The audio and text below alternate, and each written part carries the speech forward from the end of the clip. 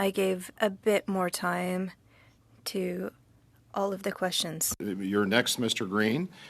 You may get a little more time than 6 minutes because I have given it to some of the others as well. Thank you. Mr. Green, you have 6 minutes or more. Thank you, Mr. Chair. Minister Ring, I'm going to ask a series of questions in a rather rapid way. I'm going to ask that you keep your remarks as brief as possible. If there are opportunities for you to reply yes or no, that would suffice. We really want to get to the heart of the matter and hopefully be able to move beyond this situation in our committee and get to the good work of the Ethics Committee. So I'm going to begin with your relationship with Ms. Alvaro. You had mentioned that you have been friends for quite some time. Did Ms. Alvaro ever work in any capacity for any of your political campaigns? And if so, in what role? Ms. Alvaro volunteered on my campaign in 2017 when I was a first-time candidate. She volunteered. In which role? She did communications work, spokespeople in work. Subsequent campaigns, did you ever pay her for communications work, support work, campaign work? I've never paid Ms. Alvaro for her volunteer work. Okay. In your role as a minister, you noted that your office made a mistake. In fact, we see quite clearly that Mr. Jason Easton's signature is on the procurement contract. And yet, when your deputy minister was here, he noted that that was not a regular practice. How often does your chief of staff directly procure contracts on your behalf? In my delegation of authority, there is a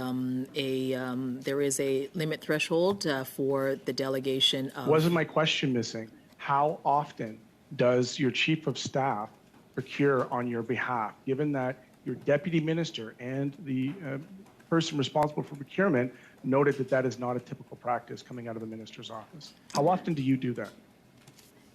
It would be in the course of his work in the carrying out of the function of running a minister's office. How many contracts are you personally procuring on behalf of your ministry?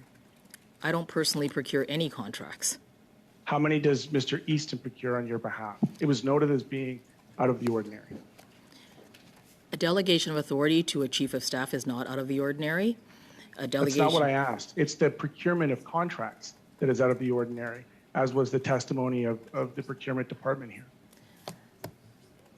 The delegation of authority allows for a chief of staff Okay, to. Ms. Singh, if you don't want to answer the question, that's fine. I will go on to the scope of work because I want to get a clear sense for what the deliverables were. We note in the communication support plan submitted in the documents that there were key strategies and deliverables.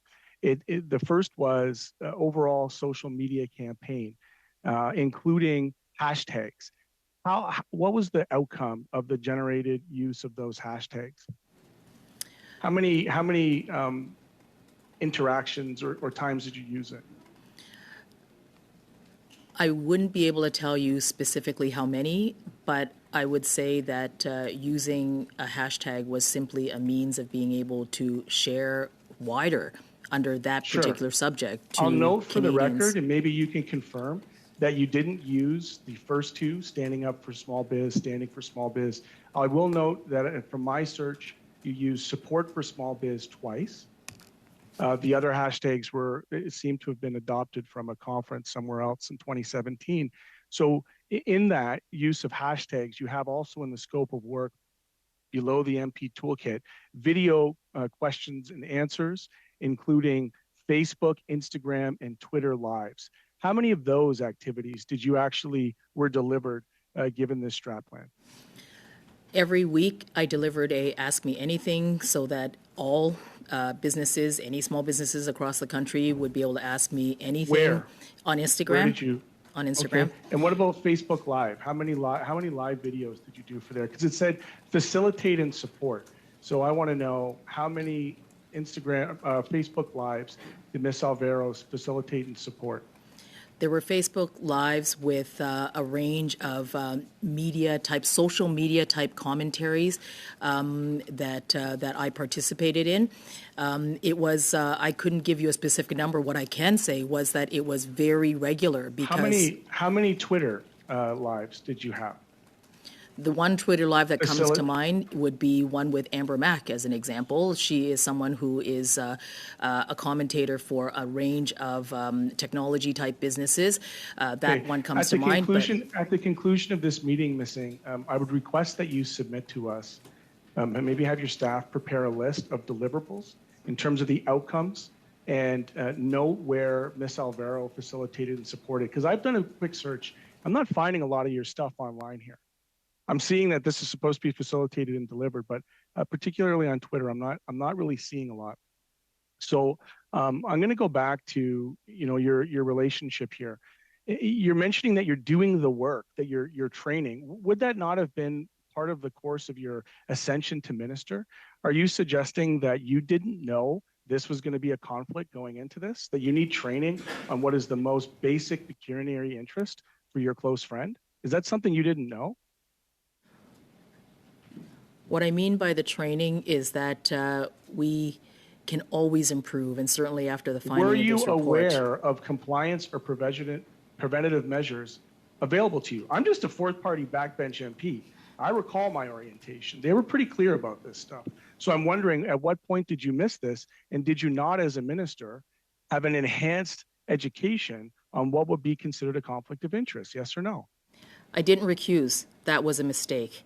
I understood that we were under compliance because the Treasury Board rules were met on the amount of the That's not contract. compliance. You being not recusing makes you out of compliance. So the fact that you didn't recuse yourself tells me you either knew and did it anyways, or you didn't know. So my question to you is, were you aware that there were compliance preventative measures available to you?